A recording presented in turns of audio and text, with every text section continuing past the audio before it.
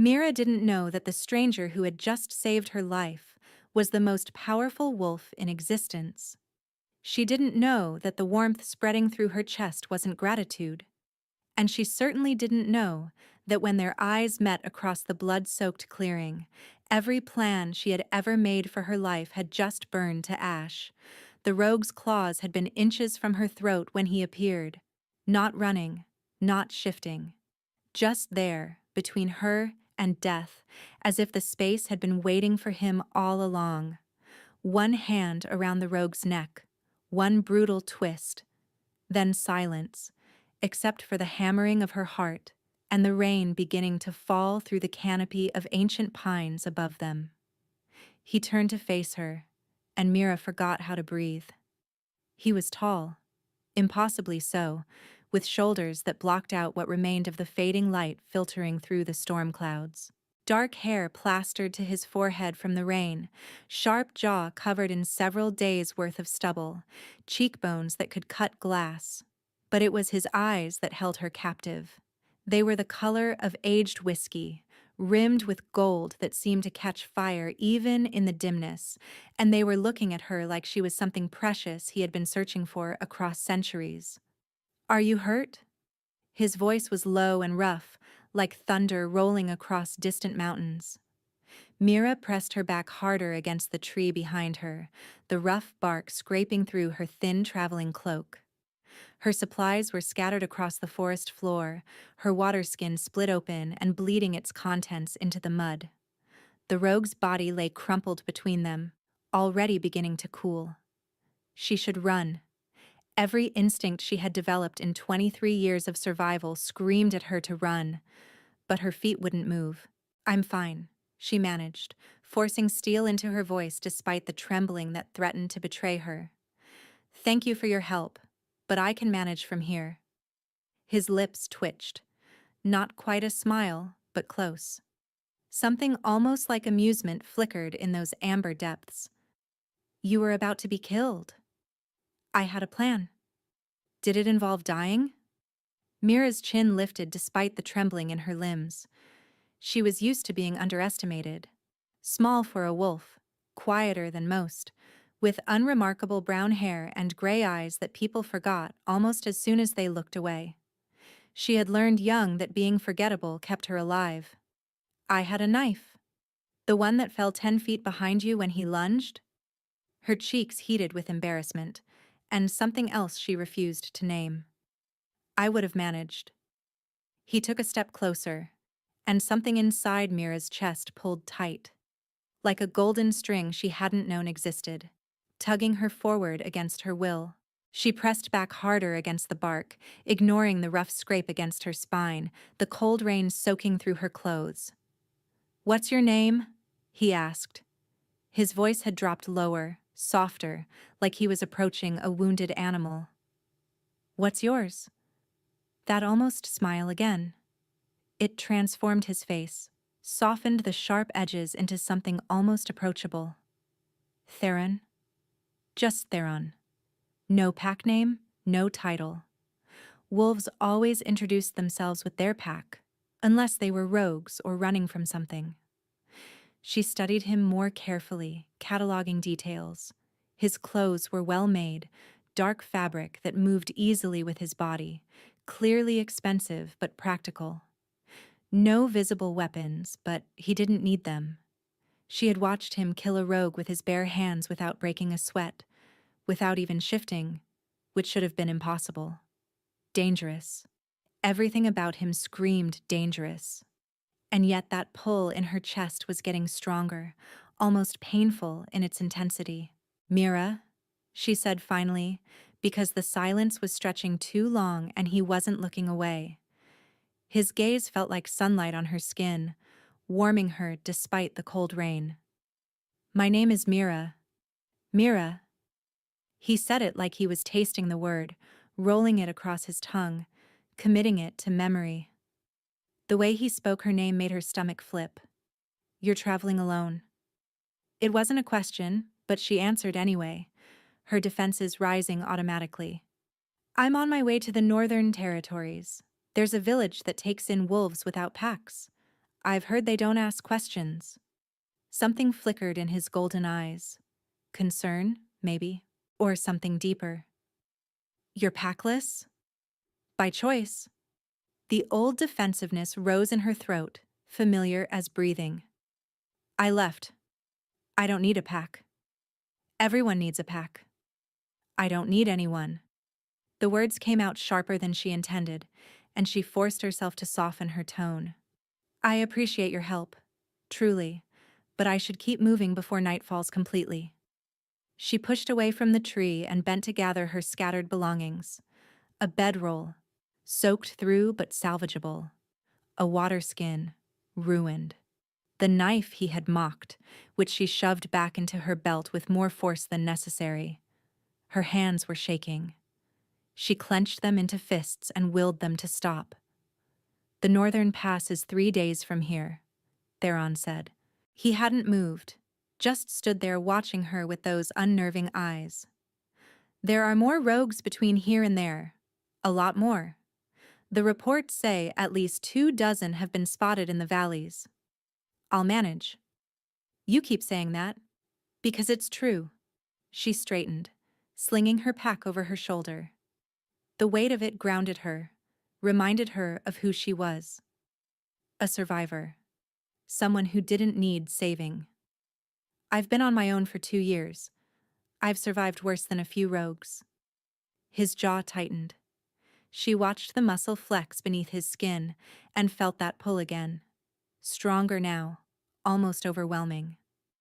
Her wolf was pacing inside her chest, whining, pressing against her ribs like it wanted to burst free and run to him. That had never happened before. Her wolf was always quiet, always controlled, always obedient. Come with me, Theron said. Mira blinked rain from her eyes. What? I'm heading north as well. We can travel together.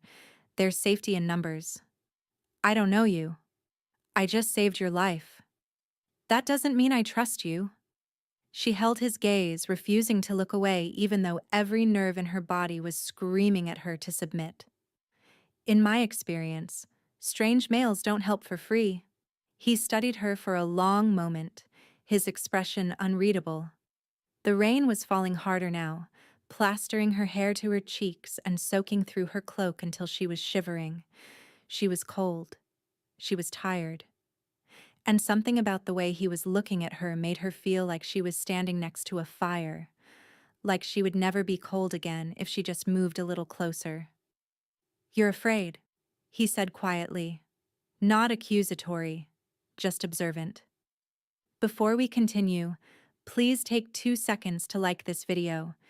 It tells me you want more stories like this. I'm not afraid of anything. Mira held his gaze even as her wolf whined in her chest. But I learned a long time ago that accepting help from strange males comes with a price, and I'm not willing to pay it. Theron's eyes went dark, the gold bleeding into something more dangerous. Something shifted in his expression, a flash of fury that wasn't directed at her, but at something else. Someone else. I would never. He stopped, took a breath. When he spoke again, his voice was carefully controlled, each word measured and precise. I understand your caution. It speaks well of you. But I give you my word, on my honor and my blood and everything I am. No harm will come to you while you're with me, from anyone, including myself. His word. Wolves took their words seriously. Oaths weren't given lightly, and blood oaths even less so. But Mira had heard promises before, had watched them shatter against reality like glass against stone. Her former alpha's son had promised her the world, promised her love and safety and a future, and then his promises had turned to threats when she refused to submit. She opened her mouth to refuse. Please, Theron said. The word broke something in her. Such a simple word, spoken quietly, without demand or expectation. Like he was asking her for a gift she could choose to give or withhold. Like her choice mattered.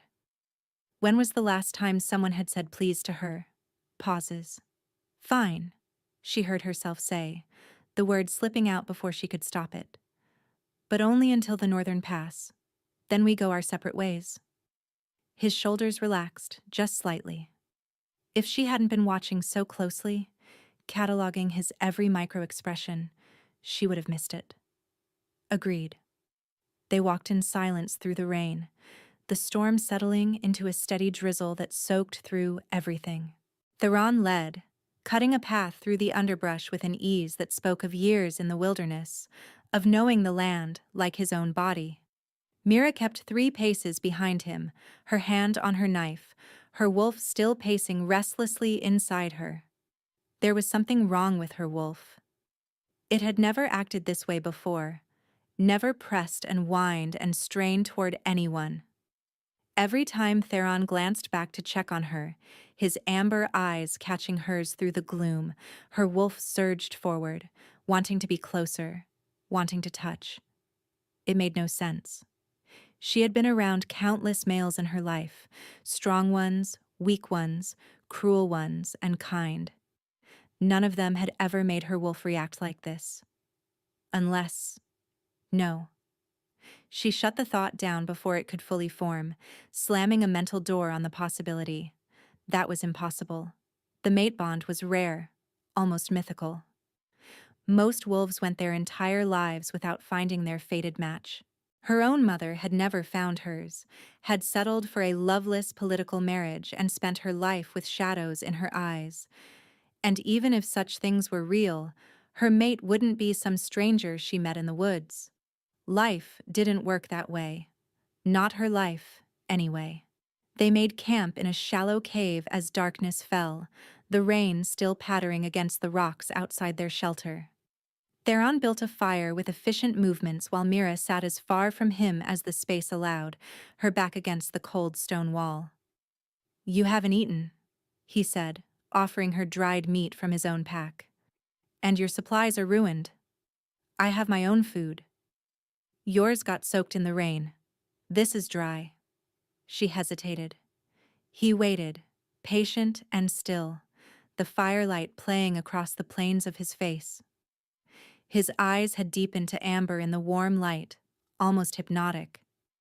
Something about him looked familiar, like a face from a dream she couldn't quite remember. She took the food. "Thank you," she murmured, hating how small her voice sounded. He inclined his head and returned to tending the fire. The silence stretched between them, filled only by the crack of flames and the distant patter of rain beyond their shelter. It should have been uncomfortable. It wasn't. "Why are you going north?" Mira asked finally, unable to bear the quiet. Theron didn't look up from the fire. "Business." "What kind of business?" "The complicated kind." She snorted softly. "Helpful?" His lips curved into something that was almost a smile, and the sight of it made her heart stutter in her chest. "I could ask you the same thing. Why leave your pack? Why choose to be alone? It's not natural for wolves." The question hit closer than he could know. Mira looked into the fire, watching the flames dance, letting the heat warm her cold skin. "My pack wasn't a place where I could stay." "Because?" Long pause. "Because the Alpha's son decided I would be his, whether I wanted to be or not." The words came out flat, rehearsed. She had told this story before, to the wolves who helped her escape, to herself in the dark nights when she wondered if she had made the right choice. "I was promised to him since I was 15. An arrangement between our families, meant to secure political alliances. But I never wanted him. I never felt..." She stopped, the words catching in her throat. "Felt what?" Mira met his eyes. In the firelight they were molten gold, burning with an intensity that made her breath catch. The bond, the pull, the recognition that's supposed to happen when you meet your mate. "I waited and waited for it to appear, but it never did. And when I told him I wouldn't marry without it, he said it didn't matter. That I was his, regardless of what the gods had to say about it." Theron's expression had gone very still, like a predator before the strike. His hands had stopped moving, clenched into fists at his sides. What happened? He tried to force the issue. Came to my room one night, told me that if I wouldn't accept him willingly, he would make sure I had no choice. She swallowed hard, pushing past the memory. So I ran. Simple words for the most terrifying night of her life. The scramble through the window, her nightgown tearing on the stones, the howls behind her getting closer. The days of hiding and starving in hollow trees and abandoned dens until she was far enough away that he stopped looking. Or maybe he hadn't stopped. Maybe he was still looking. I've been running ever since. Voice breaks. He sounds like he deserved to die, Theron said quietly, and the calm certainty in his voice made her shiver. There was something dangerous beneath those words, a promise of violence that should have frightened her. It didn't, maybe, but I just wanted to be free. She pulled her knees to her chest, wrapping her arms around them, making herself small. I'm saving myself for my mate. The real one. The one the gods chose for me, if he even exists. I know that probably sounds foolish to you. Why would it sound foolish? Because I'm waiting for something that might never come. Because I gave up everything, my pack, my family, my future, for a fairy tale that most wolves never experience. She laughed, but it came out hollow, brittle around the edges. But I'd rather be alone forever than bound to someone who doesn't feel like mine. Theron was watching her with an intensity that made her skin prickle with awareness. The fire cracked between them. Her wolf was pressing against her ribs again, whining softly. It's not foolish, he said, his voice rough with something she couldn't name. It's the bravest thing I've ever heard. Their eyes met across the flames, and that pull in her chest drew so tight it was almost painful. Mira looked away first, her heart pounding. We should sleep, she said. Long day tomorrow. She lay down with her back to the fire, to him, and closed her eyes. Sleep was a long time coming. The next 2 days passed in a strange rhythm. They walked, they camped. Slowly, in pieces, they talked. Theron asked her about her childhood, her dreams, the things she loved. Small questions that somehow felt enormous. And despite herself, despite every instinct telling her to keep her walls up, Mira answered. She learned that he loved the smell of rain on pine needles, that it reminded him of his mother who had died when he was young, that he had been leading since he was 18, though he didn't say, leading what? That he had a sister he would die for, a warrior in her own right, who frightened grown males with a single glare. That he had lost his father too young and still carried the weight of that loss in the shadows beneath his eyes. On the second evening, they came across a small stream, and Theron caught fish for their dinner. Mira watched him work, efficient and sure, and found herself smiling without meaning to. What? He asked, catching her expression. Nothing. You're just not what I expected. What did you expect? Someone colder. Someone who wanted something from me. Someone who would demand payment for his help. His eyes met hers across the crackling fire. I do want something from you. Her breath caught, her heart pounding hard enough that surely he could hear it. What? Your trust. Pauses. Why does that matter to you? We're strangers. After tomorrow, we'll never see each other again. He was quiet for a long moment, so long that she thought he wouldn't answer. The firelight danced across his features, casting shadows that made him look both dangerous and impossibly beautiful. When he spoke, his voice was rough, scraped raw with emotion. Because you matter to me, and I don't know how to explain that in a way that doesn't sound insane, so I'm not going to try. Not yet. But I need you to know that whatever happens, I will never hurt you. Never force you. Never ask for anything you're not ready to give. Mira's heart was pounding so hard she could hear it in her ears. Her wolf was howling inside her chest, triumphant and desperate all at once, pressing against her skin like it wanted to merge with his. Theron, we should sleep, he said, echoing her words from the first night. His voice was strained, like he was holding himself back from something. Long day tomorrow. She didn't sleep at all. On the third day, they reached the edge of the northern pass. A small trading post sat at the base of the mountains, a handful of wooden buildings clustered together against the cold wind that swept down from the peaks. Mira recognized the banner flying above the largest building, snapping in the breeze. The royal crest of the Alpha King, a wolf's head crowned with stars. She stopped walking, ice sliding down her spine. "What is it?" Theron asked, concern flickering across his features. "Why is the royal banner here?" He followed her gaze to the crest. Something in his expression shifted, too quick for her to read. "The king has outposts throughout the territories.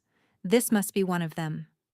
We should go around. I don't want any trouble with—" But it was too late. The doors to the outpost were opening, and wolves were pouring out. 10, 15, 20 of them, all in the dark uniforms of the Royal Guard, silver embroidery glinting on their chests. And they were heading straight toward them. Mira's hand flew to her knife. Theron stepped in front of her, putting himself between her and the approaching wolves, his body a wall of protection. "Stand down," he said calmly. To Mira's shock, they obeyed. Every single one of them dropped to one knee, their heads bowed, their right fists pressed to their hearts in the formal salute. "Your Majesty," the leader said, his voice reverent. "We received word of your approach. The outpost is prepared for your arrival." The world tilted sideways.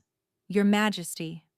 Mira stared at Theron's back, at the set of his shoulders, the way he held himself, the authority that suddenly made terrible, perfect sense, the expensive clothes, the confidence, the way he had killed a rogue with his bare hands like it was nothing. "You're the Alpha King," she breathed, her voice barely a whisper. Theron turned to face her. His expression was careful, guarded, but his eyes were pleading. "Mira, you're the Alpha King and you didn't tell me." The words came out sharp, edged with betrayal. "I was going to—" "When?" Her voice cracked despite her efforts to keep it steady. "When were you going to mention that you're the most powerful wolf in existence? When we got to the pass and you disappeared into your palace? When I fell for your lies like every other fool who—" She stopped. The word hung in the air between them like a held breath. "Fell." "I didn't lie," Theron said quietly. His voice was steady despite the chaos of the kneeling guards, the watching eyes. "Everything I told you was true. My name, my past, my word that I would never hurt you." He took a step closer, and this time she didn't step back. "I didn't tell you what I was because I wanted you to know who I am first. The man, not the title. I wanted you to choose me without the weight of a crown on the scale." "Choose you for what?" He held her gaze. Around them, the royal guards were still kneeling, still waiting. Snow had begun to fall from the gray sky, soft flakes catching in Theron's dark hair like scattered stars. "I felt you," he said, his voice dropping low, meant only for her. "The moment I entered that clearing, before I even saw you. My wolf knew. The bond pulled so hard I couldn't breathe." His hand reached out slowly, giving her every chance to pull away. "I have waited my entire life for you, Mira. I have turned down every political match, every arranged marriage, because I knew you were out there somewhere. And when I finally found you, I didn't want to lose you before you could know me." Mira's chest was so tight she could barely breathe. Her wolf was singing, actually singing, filling her with a warmth that spread from her heart to the tips of her fingers. "The bond," she whispered. "You felt the bond?" "From the first moment. From the first breath." His fingers brushed her cheek, and the world exploded into golden light. Voice breaks. She gasped. It was like nothing she had ever experienced, nothing she had ever dreamed. Warmth flooding through her veins like sunlight, like fire, like coming home after years of wandering. A connection snapped into place so powerfully she could feel his heartbeat as if it were her own. Love and devotion and fierce protection, all pouring through the golden thread that now bound them together. Her mate, her fated mate, the one she had been saving herself for, waiting for, believing in against all evidence and all reason, and he was the Alpha King. Mira, Theron breathed. His forehead dropped to rest against hers, his eyes closing, his expression almost pained in its intensity. Tell me you feel it. Tell me I'm not dreaming. I feel it, she whispered, tears streaming down her cheeks. I feel you. He kissed her. His hands came up to frame her face, gentle despite the strength she knew they held. His lips were warm against hers, soft and demanding all at once. She melted into him, her fingers gripping the front of his coat, pulling him closer, kneading him closer. The bond between them hummed with joy, with rightness, with a connection that felt older than time itself. When they finally broke apart, Mira was trembling. I'm not queen material, she said shakily. I don't know how to rule. I don't know how to be what you need. I'm just a runaway wolf with nothing to offer. Theron smiled, and it was like watching the sun rise over the mountains. You're exactly what I need. You're brave and strong, and you didn't bow to me once even when I wanted you to. You challenged me, questioned me, kept me honest. He pressed another kiss to her forehead, lingering there like she was something sacred. I don't need a queen who knows how to rule. I need a partner who knows how to love. The rest we'll figure out together. Together, she repeated, testing the word. Always. His arms wrapped around her, pulling her against his chest. Safe, warm, home. Come back to the palace with me, not as a subject, as my mate, as my equal, as the woman I will spend the rest of my life trying to deserve. Mira thought about the years of running, the loneliness that had been her constant companion, the quiet belief, held close in the darkest nights, that somewhere out there was someone meant for her. She thought about the way he had saved her life and asked nothing in return. The way he had given her his word and kept it. The way he looked at her like she was precious, like she mattered, like she was more than enough. Yes, she said. The weeks that followed were a whirlwind of change. The palace was nothing like Mira had imagined, not cold and distant, but warm with life and history. Theron gave her time to adjust, never pushing, always patient. He showed her the gardens where his mother had spent her mornings, the library where his father had taught him to read, the training grounds where he had become the warrior he was today. And every night, he held her like she was something precious, something worth protecting with every breath in his body. The mating ceremony took place beneath a full moon, surrounded by thousands of wolves who had traveled from across the kingdom to witness their king claim his mate. Mira had been terrified, certain she would stumble over the ancient words or embarrass herself in front of the entire realm. But when Theron took her hands in his, when his eyes met hers with such overwhelming love, everything else faded away. There was only him, only them, only the bond that pulsed between them like a second heartbeat. When he marked her, sinking his teeth into the curve of her neck, Mira felt the bond snap fully into place. It was like a door opening into his soul, letting her feel everything he felt. The depth of his love, the fierceness of his protection, the absolute certainty that she was his, and he was hers, for as long as they both lived. That night, wrapped in his arms, Mira finally allowed herself to believe that she had found her forever. 2 months later, Mira stood on the balcony of the palace, watching the sun set over the kingdom that was now her home. The sky was painted in shades of gold and rose, colors that reminded her of his eyes. Below, the city spread out like a tapestry, filled with wolves who had become her people. "You're thinking too loudly." Theron's arms wrapped around her from behind, pulling her back against his chest. He pressed a kiss to the curve of her neck, right over the mark he had given her during their mating ceremony. "I can feel it through the bond." "I'm thinking about how strange life is," she admitted, leaning back into his warmth. "2 months ago, I was alone in the woods, running from everything. Now I'm here. Queen of the realm, mated to the most powerful wolf in existence. Having regrets?" She turned in his arms to face him. Her husband, her mate, her alpha king, who still looked at her like she had hung the moon in the sky. Not even one. He smiled and kissed her, slow and sweet. Around them, the palace hummed with life. The council had accepted her more easily than she expected, won over by her directness and her refusal to be intimidated. Theron's sister Lyra had become her closest friend, teaching her to fight, to lead, to be the queen she never thought she could be. And the pack, once a concept she had fled from, now felt like something worth fighting for. "I have something for you," Theron murmured against her lips. "Another gift? You're spoiling me." "That's the plan." He pulled a small box from his pocket and opened it. Inside sat a delicate ring, a band of silver set with a stone that shimmered like captured moonlight, like the bond she felt humming between them. "It was my mother's," he said, his voice rough with emotion. "My father gave it to her on the night of their mating ceremony.